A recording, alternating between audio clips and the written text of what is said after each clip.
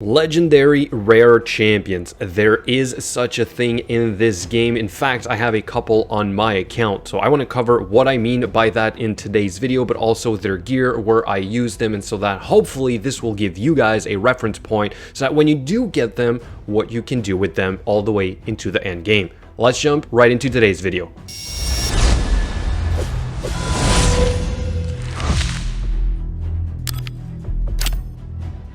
So here's a quick overview of my current roster. On here are obviously legendary champions that I use every day. Some epic champions that I also use every day. For example, a Skull Crusher, let's say for clan boss, right? But down here are a couple of rare champions that are always built on my account because in a sense, I use them every day. Let's say I'm doing some of the dungeons. Perhaps I am doing a certain affinity clan boss. Perhaps I am doing a certain hard boss on the Doom Tower. I will need some of these rare champions. So those are the ones I want to focus on today. So let's get going with the first one, which is going to be Bulwark, which is obviously a well-known champion, mainly for the clan boss, but he can be used elsewhere. I'll show you guys in a quick second. So I have him built with defense percent gloves, defense percent chest. We have speed boots, we have a flat defense amulet, flat defense ring, and of course an accuracy banner. So this works for Nightmare and Ultra Nightmare geared as is. It could be improved. The reason I don't do it for the time being is that at some point maybe I won't use him, but let me show you guys a screenshot or two in a second right after we go over his kit. The Weaken A1 is, I think, very underrated in a sense, especially if you do not have a champion like Rosin Scarhide, which will bring decreased defense and weaken, but that is force affinity. So every once in a while, if you have a good decreased defense champion, this can top you off for the smaller version of the Weaken. We also have HP burn, which is pretty decent for the clan boss. It's not as good as poison debuffs, but still it can make a difference. Add to that one of the best passives in the game, where when you get hit, it will extend the debuffs. This is huge, especially against any affinity clan boss, because you get attacked a little bit more. We also have an all battles defense aura. This is also really hard to get in the game. In fact, when I got Bulwark, this was one of my better auras to run for the clan boss, so he was in the lead for a very long time. As for the Masteries, pretty straightforward. We have War Master for the tier 6, as you can see right there, and we have a typical defense tree for the counter attack to increase your damage output against the clan boss. So here's a quick overview of what I mean by he is on par with some legendary champions. Here's a run against the Ultra Nightmare clan boss, Force Affinity, with an Occult Brawler as a Poisoner, combined with a Battle Khazar. I just recently did videos on that, comparing these champions to, let's say, a legendary champion, Xavier, where you can see that we have very similar results, although this run seems like it ended a little bit early. I did get better results with a Xavier. I'm not saying she's not better than Occult Brawler on my current team, but what I am saying is that Occult Brawler is almost on par with Xavier, but then look at the results that I've had with a Bulwark for the same affinity Ultra Nightmare clan boss, force. So we have once again about 31 million total damage. So this is basically powering up the Battle Khazar a little bit, but if you make him the stun target, this is in fact going to help out the rest of your team as well.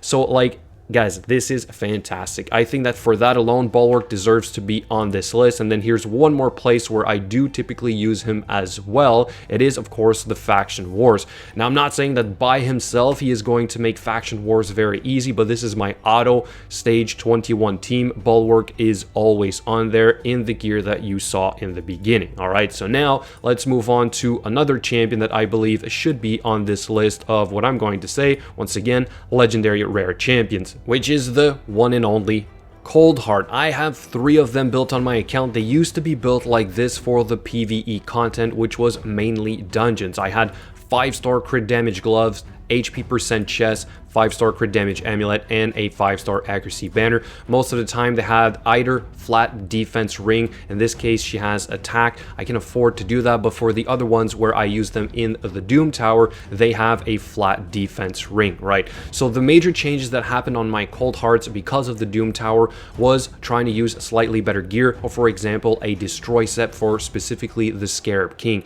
We also have an accuracy chest piece. This is something that I've never done really on my champions before. before, but this was a must, at least for my account, for the Doom Tower with the champions that I have. The rest of the gear is pretty similar. For stats, it is also quite similar. You want above 200 speed, ideally 220. You would also want to be ideally above 30,000 HP. This one is a little bit low at 28,000, but it's still working. We have only 224% crit damage. You would want this to be closer to 300%, but for the time being, it is working. Accuracy is now above 300. I would say aim for 320, perhaps even 350. As for the other one that's also geared for the Doom Tower, we have the same thing here. Very similar stats, but I made it work with an HP chest. I say similar. Obviously, the accuracy is a little bit low. We have a little bit too much crit rate. We are a little bit slower, but more HP and crit damage is very reasonable here as well. So these champions obviously are a must on any account. If you don't have them, there are other champions you can use, for instance, like an Armiger. But here's sort of where Coldhearts came into play for me. I had them very early on. This is a old clan boss run on the hard, I believe, a void, with me using 2 Coldhearts, our starter champion, Warmiden, and even Spirit Host. Alright, so that's how early I got them, but they still allowed me to push further in the clan boss because they are reasonable, right? If you have 2 of them, they work off of each other to apply poison debuffs. So I think that, again, if you have Coldhearts very early on, then you are all set. Here's another place though where I use them all the time, and I'm going to quickly show you guys a run. I've shown this before. My best time was obtained with this team, which is usually 1 minute and 6 seconds. Now, this is not always perfect because sadly Coldheart is still not working as intended. She is going to use that Heartseeker against the Shield of the Fire Knight, but once that is fixed, I hope that my team will consistently be closer to the 1 minute range. This is no legendaries, or we could say 2 legendaries, in fact, in this team, which are both of the Coldhearts. They are absolutely amazing. In fact, this is also going to lead me into the next champion I want to talk about, which is Apothecary. So Apothecary is mainly in this team for now, but I used to use my Apothecary elsewhere, including the clan boss way back when, and I'll show you guys a screenshot of that as well, and then we're going to go over his gear. But let's see how this run finishes right there. Sadly, we still have that Heartseeker going right into the Shield of the Fire Knight, so I'm really eager to see when this is going to be properly fixed. Of course, this is not just about Coldhearts here, and yes, this can fail, as you saw right there. What needs to happen is that Stag Knight has to land the decreased speed, decreased attack, and decreased defense on the Fire Knight as quickly as possible, because I cannot take more than 2 hits with his full power. Without the decreased attack, this guy will 2-shot my entire team. So it is a very fine balance, or a question of RNG, to hope that basically everything lines up. But again, when the AI is fixed, hopefully we will have even faster runs. This is going to be perhaps a little bit more of an average run here, around 1 minute and 40 seconds, 1 minute and 45 seconds. But again, when everything lines up, this is one of the fastest teams I have ever built for the Fire Knight. There we go. We have 1 minute and 40 seconds, and we might even have a decent pair of gloves. All right, let's move on to the next champion, which is our Apothecary. So Apothecary is legendary. He is absolute legendary. His kit is fantastic. We have a single target heal, which can crit on a 2-turn cooldown. I think that is what makes it so amazing. But we also have an AoE turn meter feel and 30% increase speed. This is huge, not to mention a defense percent aura for the dungeons. As you can see on the Fire Knight, I use him in the lead. He's also the weak affinity, so I built mine to be relatively tanky to deal with the damage, or have the aggro of the enemies, and then therefore take the heat off of my Coldhearts. But here's an example of where I used to use my Apothecary. This was after getting my Coldhearts, and as you can see, I'm now on the Nightmare Clan boss using Rosin, Cold Brawler, and my trusty Apothecary, Crimson Helm, and Foley. But since I have moved on to a more traditional counter-attack build, therefore he's not exactly needed for the clan boss anymore. I could somehow still use him in there, but because I use him in some dungeons, I think he is absolutely a must to be built even in the end game. So for him, we have defense percent gloves, defense percent chest, we have HP percent boots. We've managed to still hit a reasonable amount of speed. 200 and close to 4,000 defense. The rest of the stats really don't matter that much. But for most apothecaries built on any account, you're probably going to go with full speed gear, and this is another example of that. The next champion, though, I want to talk about is a farmable rare champion, and it is Warmiden. Yes, I still use my Warmiden almost every day, as I find myself farming the Dragon Dungeon. And as you saw in this previous run setup, I used to use this Warmiden against the clan boss as well with the 2 Coldhearts. So that is why I am going to say that the masteries that I use, or that I used to use, are still sufficient for what I am doing today, which is why she still has the War Master tier 6. I've never changed this. I suppose I could optimize my Warmiden, but I just don't want to do it. I think I also skipped the masteries on the Apothecary, and here's what's funny here as well, is that I still have, once again, the same tier 6 that I used to have for my clan boss team, which is Giant Slayer.